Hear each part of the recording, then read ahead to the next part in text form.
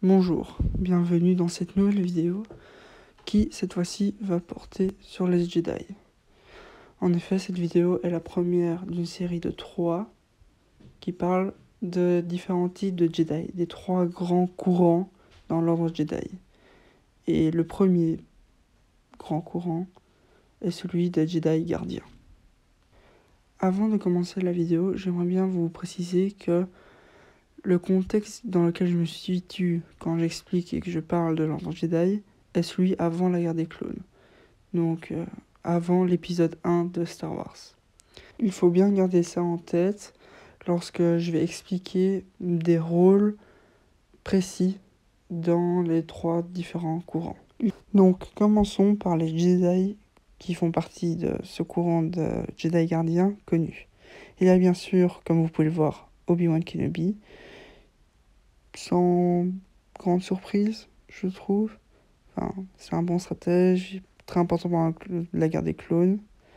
Et forcément, un autre très bon stratège, très important pour la guerre des clones, est Anakin Skywalker. De nouveau, pas une très grande surprise, je trouve en tout cas.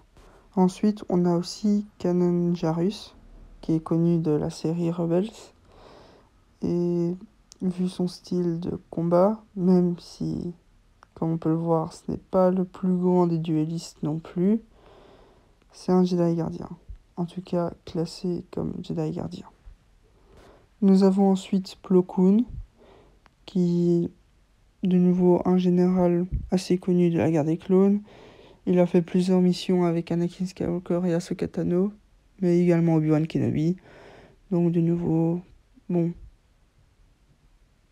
on peut s'y attendre.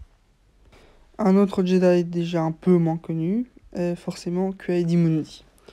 Bon, on le reconnaît facilement, hein, mais disons qu'il n'est pas très connu.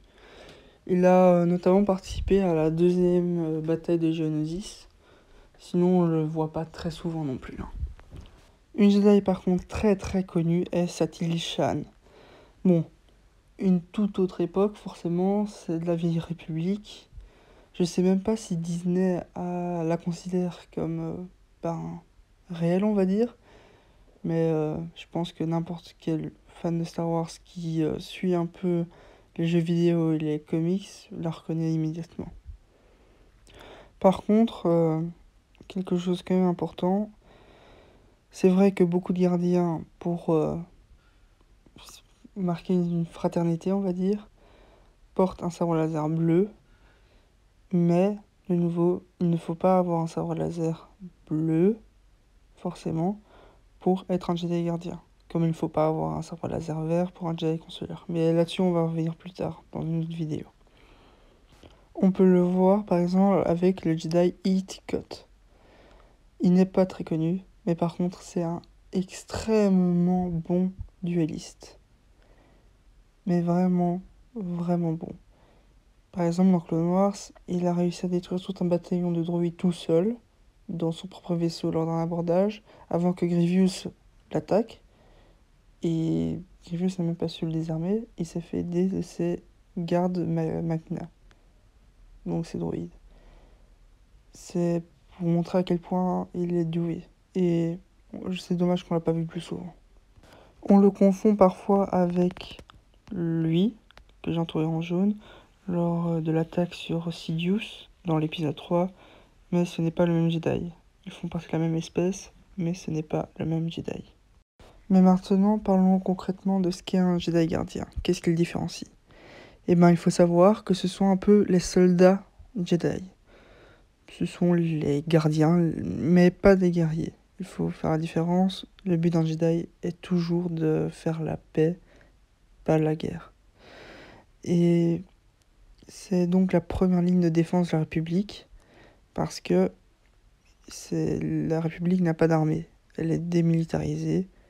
Il n'y a rien qui la défend. Donc il y a juste les Jedi qui sont là pour la défendre et qui jouent aussi un peu les rôles de policiers également. Donc ce sont eux qui s'occupent de toutes ces affaires-là.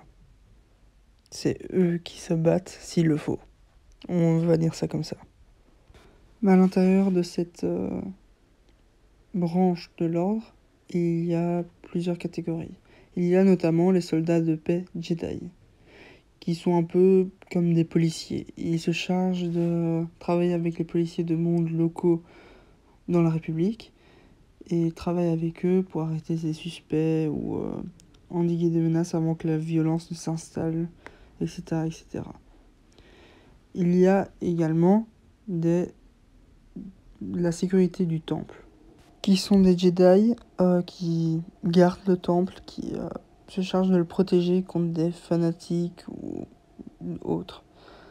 Il ne faut pas les confondre avec les gardes du temple Jedi, qui sont autrement habillés et différents, qui ne font pas partie d'un certain ordre dans l'ordre Jedi, mais qui sont particuliers. Je vais en parler dans la 3e vidéo de cette série.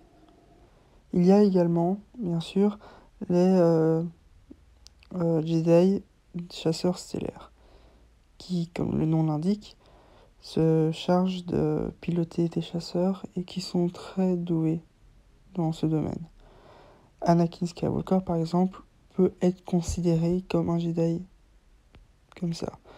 Mais il est tellement polyvalent qu'on ne peut pas vraiment le classifier. On a finalement les instructeurs Jedi qui se chargent d'initier les jeunes Jedi dans le maniement du sabre laser. En même temps, qui de mieux que les Jedi gardiens pour se charger de cette tâche. Voilà donc qui conclut cette vidéo. Je tiens à préciser que je ne sais pas quand sortira la prochaine, qui portera sur les Jedi consulaires. Dernière précision, il faut savoir que un Jedi gardien ne doit pas être forcément classifié dans une des catégories précédentes. Il peut y avoir des Jedi qui sont polyvalents, même très polyvalents. Par exemple, Obi-Wan Kenobi, Anakin Skywalker font partie de ces Jedi. Ils sont chargés de missions qui peuvent être très très différentes et tout en étant, très doués dans ce qu'ils font à chaque fois. C'est ça que je tiens à préciser. Ce sont 3 grandes catégories que je vais dire et des sous-catégories, mais il ne faut pas chercher à tout classifier. Donc voilà, j'espère que vous avez aimé cette vidéo. Et je vous dis à la prochaine. Comme d'habitude, retrouvez-moi dans les commentaires si vous avez des idées ou des remarques à faire. Merci et bonne journée.